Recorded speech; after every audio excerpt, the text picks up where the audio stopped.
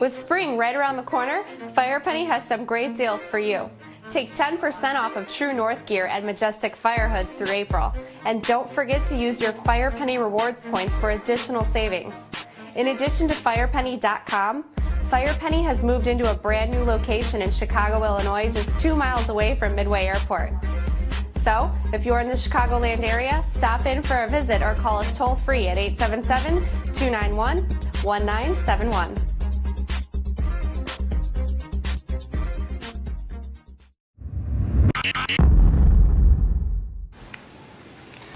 Hello and welcome to a brand new episode of the fireprime.com news video podcast. I am Brian Moak and I am joined with my always lovely co-host. And I'm Caitlyn McCabe, and as always we're bringing you this week's most interesting and popular user-submitted firefighting news at www.fireprime.com. Happy New Year. Happy 2012. I was taking a look at all the episodes that we did back in 2011. Mm-hmm. We did about 25 episodes. Did we? And I think maybe 15 of them made the airwaves. So we're supposed to be the weekly podcast. We got some new equipment. Hey, you know. Better personnel. We get busy. No, hopefully we get some more episodes popping out here. I shouldn't say hopefully, we will. But, we will. We got a new staff here, so that should get things moving along. Firefighter's the second most stressful job. Yep. Didn't we just have a story a month or so ago about how firefighters were like the fifth most stressful? Like comedians or something? They must have done like a re-rating. I wish these guys could collaborate a little bit more and not make us look stupid. Number one, incidentally, is co-host of podcast. Yes, yeah. This is incredibly stressful, as you can tell. Yeah, we have someone with a good time. Yeah. All right, well, I'll jump right into my first story. Talking about the new year, there were some statistics done in 2011 to just capture some data, and they found that on-duty firefighter fatalities did decrease in 2011. There were only 81 on-duty firefighter fatalities in the United States as a result of incidents on the job that occurred in 2011, and that's down. That is down. Let's see, where was it? 59% since last year. Wow. So, the biggest part of deaths for firefighters, though, is still heart attacks. And then there was like 10 deaths associated with wildland fires, and about half of those were just while performing on-duty tasks or vehicle collisions. Oh man, I did just kill my story. You killed it. It was, yeah. The NIST, and for everybody who's not a firefighter, that stands for the National Institute of Standards and Technology. I didn't know that. Okay. I learned something new. Thank you. I used to give those guys a hard time because they just seem to beacon out the obvious all of the time. Actually, in this story is something pretty interesting, and if you are a firefighter, something you should pay attention to. They did testing on masks that obviously bring in oxygen or just air while firefighters are in the middle of flames or heavy smoke.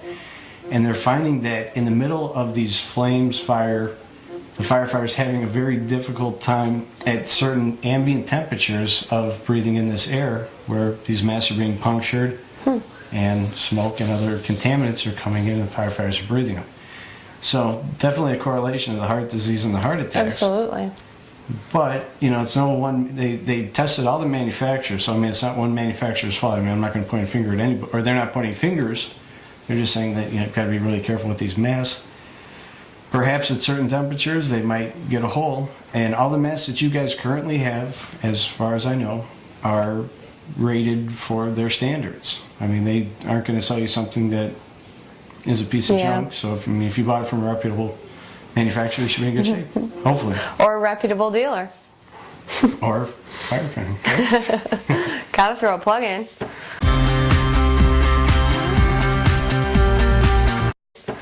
All right, so nice little winter story just to kind of mix it up. This has to do with safety. I'm going to give you some winter driving and car tips that you may not know about. Okay, so maybe you're prepared for winter, we're all realizing it's cold out, it's coming, it's inevitable. But you might also have to think about how you drive in the winter. 90% of accidents in the winter are people driving too fast on slick roads, icy roads, snow, those types of conditions. So SUV owners, they say, have a false sense of security. When you go to turn, you got to be more careful, you know, pump the brakes, all that. A couple other things they say, having an extra battery on board can help you. Of course, extra tires. Just have like a safety kit in the car, you know, just in case you break down in the winter. It's really cold out. So all that kind of stuff. Just exciting little story from a local police department. Hey guys, this is my teenage friend Fred. Rad! Hey pal, you want to pay attention to the road? Relax, man, I got it. Look, my man, if your bad driving gets me killed, you better hope you die too, or I will haunt you silly. And I'm not just gonna float over your bed like, woo! I'm gonna be making a more annoying noise, like, ah! And instead of wearing those long white robes, I think I'll wear something more form-fitting and upsetting. The other ghosts will look and be like, wow, we've never seen that before. Henderson firefighters are responding to more than 16,000 calls per year, and these are paramedics that are moving into the 21st century, which is what we're in right now, and that's the podcast you're watching, 21st Century. They have a new system called the EPCR, like CPR except all mixed up. Electronic Patient Care Reporting. Okay. This is going to allow the paramedics, EMS, to have electric, kind of like, you know, satellites and all kinds of modular devices to report on the care of their patients, so that while they're on their way to the hospital, they can, I don't know, email or text or fax cool. the doctor and tell them the condition of the Wow. patient that they're bringing in. So they're going to be texting and driving. I'm kidding. Yeah.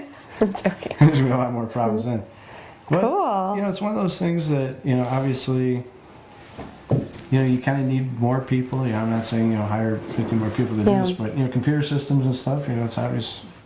Some things are helping the industry. We've reported on some things that aren't, but it's got some major potential here. I mean, not having the guys, you know, write it down and call it in. Yeah, that's They pretty can, cool. You know, just get updated, guys on the keyboard typing stuff. And Don't we love technology?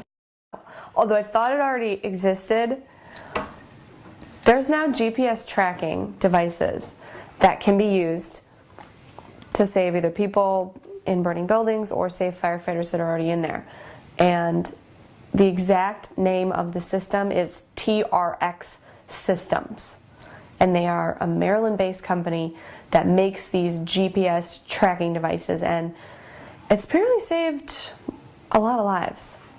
So it says here that 12 years ago they had, in Massachusetts, they had like 6 firefighters responding to a fire in a warehouse, and they all got killed. But now these devices are aiming to provide accurate navigation to where these people are, because you know, with all the haze and smoke, they can't see, and then rescue them. So less fatalities.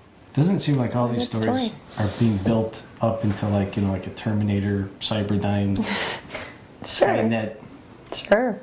Judgment Day, Arnold. Well, it is 2012, so I think some weird stuff's gonna go down this year. Some weird stuff's going down in here right now. Yeah. Okay. Did you guys talk about the arsonist already? The arsonist? Yeah. You know, we try not to do arson stories. Well, They upset the viewers. well, I saw how like all of the firefighters that fought all of the arson, the guys setting all the fires in Los Angeles. Oh. Yeah, that's new news next week. Next news. I know what you're talking about. I know what you're talking about. Chicago, Illinois, where a local man somehow fell into... He was fishing. He was fishing in Diversity Harbor and managed to fall into the harbor, the lake. And local firefighter, 6-year veteran, Bill Miller, who knows... Shout out to Bill Miller. Mariners High School class of '92. happened to be fishing in the same harbor, who found a way not to fall in.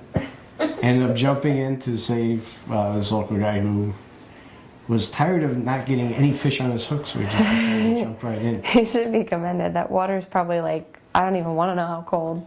20 degrees? It's cold when it's 100 degrees in the middle of the summer. How cold do you think that water is?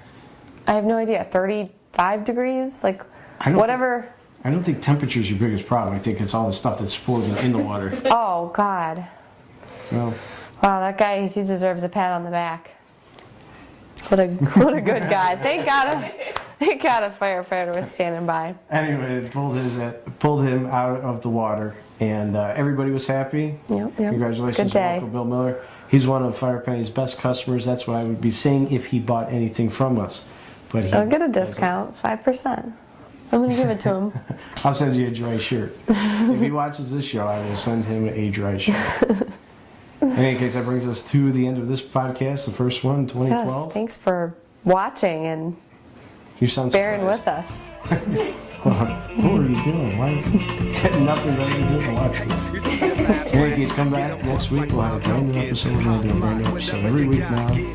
Caitlin's going to be here All the time. We're going to turn the heat up. It's going to be 100 degrees in here. And we're just going to have This is true. a great time. We have sweaty faces. We have in any case, come back next week. We will have a brand new episode for you. Thanks for watching. Cause the party won't stop till the break of dawn. It goes up.